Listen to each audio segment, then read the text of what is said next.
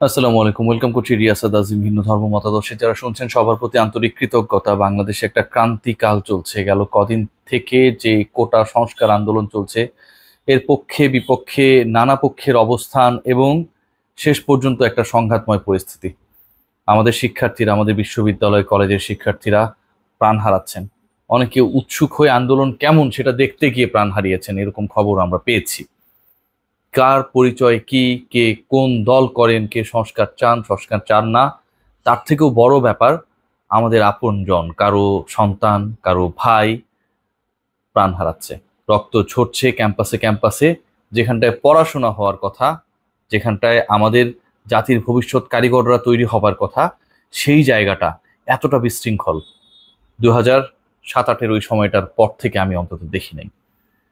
আমি ক্রিকেট নিয়ে কাজ করি এবং ক্রিকেটাররা পুরো ব্যাপারটা নিয়ে আসলে কি বলেছেন, কি বলার চেষ্টা করেছেন, কিংবা এই সংক্রান্ত ইস্যুতে কারা কোনো কিছুই বলেন নাই, সেই আলোচনায় করতে চাই।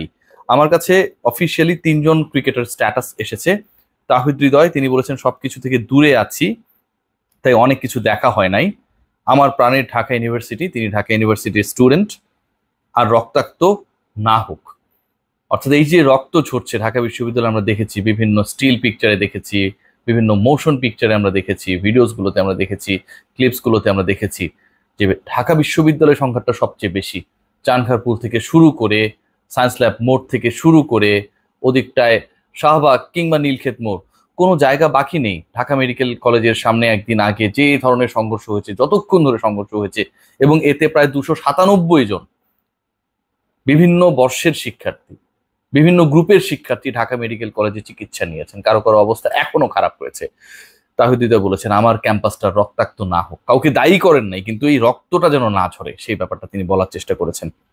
শরীফুল ইসলাম, তিনি বলেছেন আসসালামু আলাইকুম, আমি একজন ক্রিকেটার হলেও আমি একজন ছাত্র, আমি চাই না আর কোনো ছাত্র ছাত্রীর রক্ত ঝরুক। শরীফুল ইসলাম এই কথা বলেছেন, আর কোনো ছাত্র ছাত্রীর রক্ত ঝরুক এটা তিনি চান না। রক্ত ঝরছে, প্রাণ হারাচ্ছেন। আবারও বলছি, আমরা আইডেন্টিটিকে মুখ্য করে না দেখে যারা আমাদের ছেড়ে চলে যাচ্ছেন, যারা সম্ভাবনাময় তারুণ্যের প্রতীক হয়ে বিশ্ববিদ্যালয়গুলোতে ভর্তি হয়েছেন, সেই তারা যখন 24-25 বছর বয়সী পৃথিবীর মায়া ত্যাগ করে এই মুভমেন্টের মধ্যে আক্রান্ত হয়েছেন, চলে যাচ্ছেন, সেটাকে আমরা কোনোভাবে সাপোর্ট করতে পারি না, আমরা কেউ পারি না। নাজমুল হোসেন শান্ত খুব অ্যাম্বিগুয়াস একটা স্ট্যাটাস দিয়েছেন। এটা কেউ মনে করছেন যে তিনি কোটা মুভমেন্ট কেন্দ্রিক স্ট্যাটাস দিয়েছেন, আবার কারো মতে আসলে সেরকমটা না। আমি শান্ত ছিলাম কিন্তু আমি অন্ধ ছিলাম না। মানে তিনি কি বোঝাতে চেয়েছেন? অনেকেই বোঝার চেষ্টা করেছেন, বলার চেষ্টা করছেন যে নাজমুল হোসেন শান্ত তিনি সবকিছুই দেখছেন। সমালোচনাও রয়েছে ক্রিকেটারদের, এবং সেই সমালোচনার তীরে সবচেয়ে বেশি বিদ্ধ যারা সবসময় হন বাংলাদেশের লেজেন্ডারি ক্রিকেটাররা। সাকিব রয়েছেন, তামিম রয়েছেন, মাশরাফি রয়েছেন, মুশফিক রয়েছেন, মাহমুদুল্লাহ রয়েছেন। এই যে 5জন বর্তমান ক্রিকেটার এবং দলের বাইরে থাকা ক্রিকেটারের আমি কথা বললাম, এই 5জনকে নিয়ে যথেষ্ট আলোচনা রয়েছে। আলোচনাটা এ কারণে হচ্ছে যে ধরেন আপনার অনেক ধরনের চুক্তি থাকতে পারে, আপনি অনেক সংগঠনের সাথে, অনেক ফেডারেশনের সাথে আপনার সম্পর্ক থাকতে পারে, সেটা ঠিক আছে।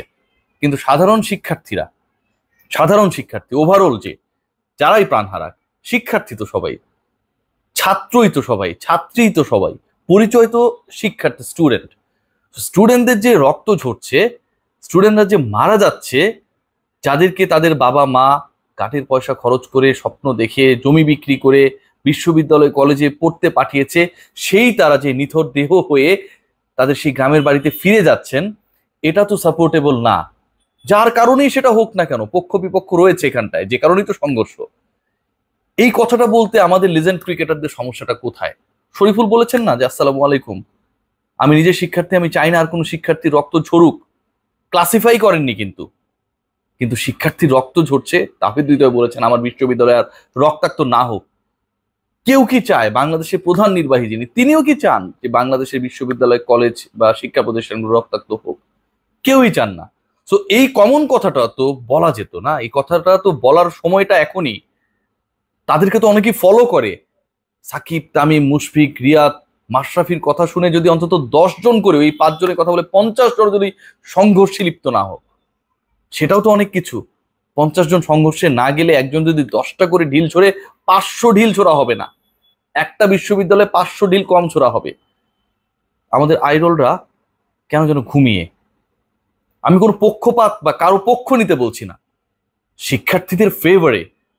শিক্ষার্থী তো সবাই, পক্ষে বিপক্ষে যেই হোক না কেন, সেই শিক্ষার্থীদের ফেভারে, সেই শিক্ষার্থীরা যারা হচ্ছে তালি বাজিয়েছেন আমাদের ক্রিকেটারদের জন্য, বছরের পর বছর কেঁদেছেন, হেসেছেন, হই হুল্লোড় করে হলের টিভি রুমগুলোকে কাঁপিয়েছেন, তাদের জন্য আমাদের আইডলরা একটা স্ট্যাটাস খরচ করার সময় পান না? নাকি তারা জানেন না বাংলাদেশে কি ঘটছে, বা বাংলাদেশে যেটা ঘটছে এটা কি খুব কাঙ্ক্ষিত, একসেপ্টেবল? আমি মনে করি না। আমি মনে করি না। আমি চাই না আর কোনো শিক্ষার্থীর রক্ত ঝরুক, আর কোনো শিক্ষার্থী আহত হোক, আর কোনো শিক্ষার্থীর জীবন শেষ হয়ে যাক, আর কোনো শিক্ষার্থীকে তার পিতা মাতাকে নিথর দেহে দেখতে হোক।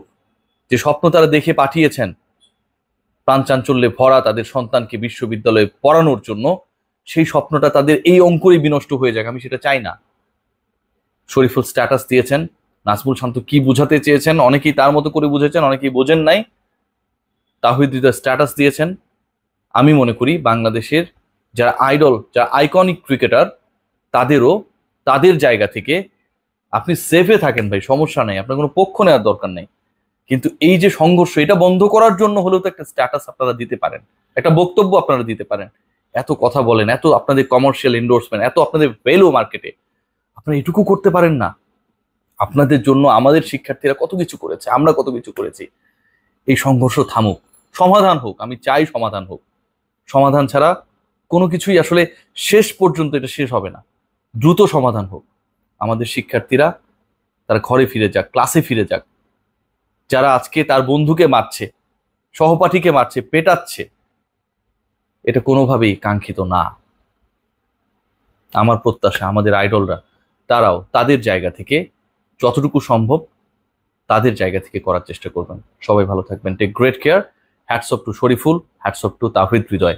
আপনাদের অনেক সীমাবদ্ধতা রয়েছে, প্রেশার রয়েছে, তারপরও আপনারা আমাদের শিক্ষার্থী, আমাদের শিক্ষকগণ যেন রক্তপাত মুক্ত হয়, শিক্ষার্থীরা যেন আর আহত না হন, সেই ব্যাপারটায় আপনাদের জায়গা থেকে আপনারা বলার চেষ্টা করেছেন।